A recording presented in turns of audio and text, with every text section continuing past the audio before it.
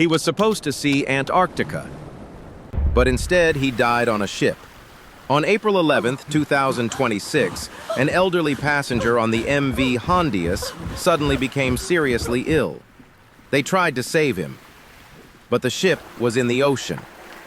Not in a city, not near a major hospital, not somewhere an ambulance arrives in 10 minutes. The man was dying in the middle of a journey that was supposed to be his dream vacation. And then his wife got sick. They tried to save her too. She was taken off the ship, brought to a hospital. Doctors fought for her life, but she died too. And when other people became sick, it became clear. This was no longer a personal tragedy. This was an outbreak. On a ship. In the ocean. With passengers from different countries. And now the main question sounded terrifying. What had started on board the MV Hondius? A new epidemic? A new COVID? Or a virus that most people had never even heard of?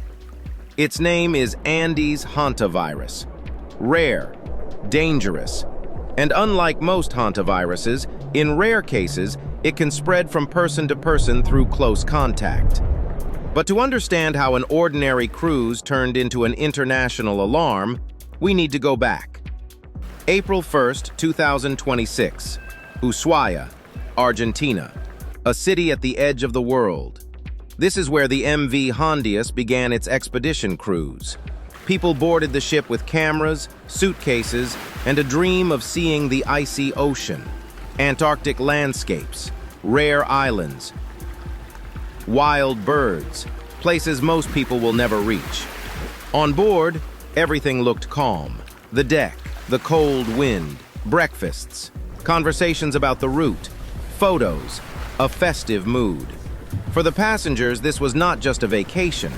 This was a story they would later tell their families. But there was already an invisible passenger in this story. Not a person, not a storm, a virus.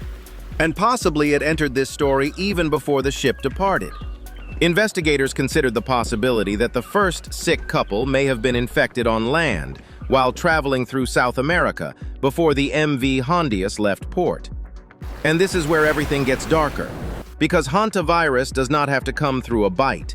There does not have to be a scene where a rat attacks a person. In reality, everything can be much quieter. A rodent leaves traces behind. Urine, saliva, droppings. It dries out, turns into dust. The dust rises into the air. A person breathes in, and the virus is already inside. No siren, no blood. No moment where you realize, this is where it all started. Just a normal breath, a normal day, a normal trip, and the invisible chain has already begun. On April 6th, the first symptoms appear. The man feels weakness, a fever, breathing problems. On a ship, this can still be mistaken for a cold, exhaustion, age, or a reaction to the cold. People around him continue living their normal lives. Someone is filming the ocean. Someone is going to breakfast. Someone is discussing the next stop. Someone thinks there are still many beautiful days ahead. But the disease is already moving faster than they understand. The man's condition gets worse. The crew tries to respond. But an expedition ship is not a full hospital. And on April 11th, he dies. On board. At that moment, people could still think this was one severe case. One elderly man. One tragedy. But then his wife becomes sick. And this is where the story breaks. Because if one person gets sick, you can look for a personal cause. If his wife gets sick, the question of contact begins. If other sick people appear, an investigation begins. She is taken off the ship. They try to get her somewhere with doctors and equipment. But the disease has already gone too far. She dies in the hospital. This is an alarm signal, because the ship kept moving. People kept interacting.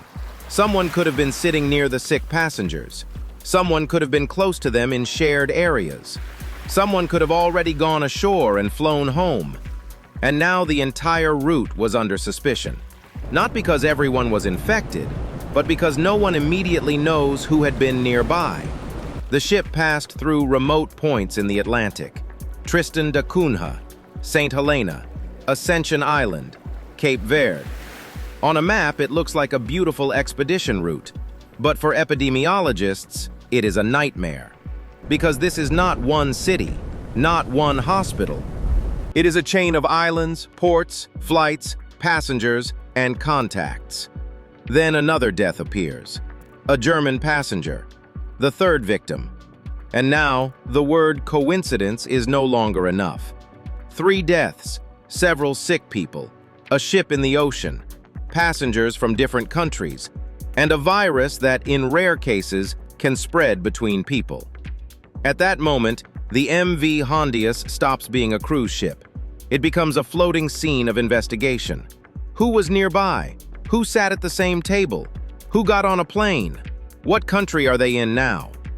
The United States begins monitoring its travelers. The United Kingdom prepares strict isolation for returning passengers.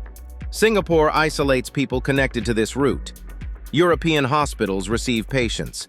And all of this because of one ship that, not long before, was just an expensive journey to the edge of the world.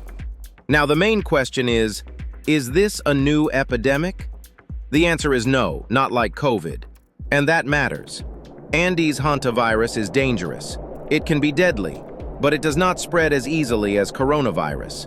Usually, hantavirus is linked to rodents, and human-to-human transmission is possible with the Andes virus, but it is rare and usually requires close contact.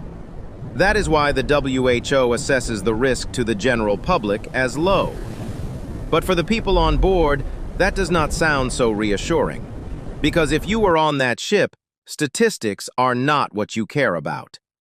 The ship passes through islands. Passengers scatter across different countries. And after a few weeks, doctors are no longer just treating patients. They are reconstructing the route, day by day, contact by contact, flight by flight. The mvhondius was supposed to become a story about nature, about ice, about birds, about a dream journey. But it became a story about how an invisible virus can turn a beautiful cruise into an international alarm.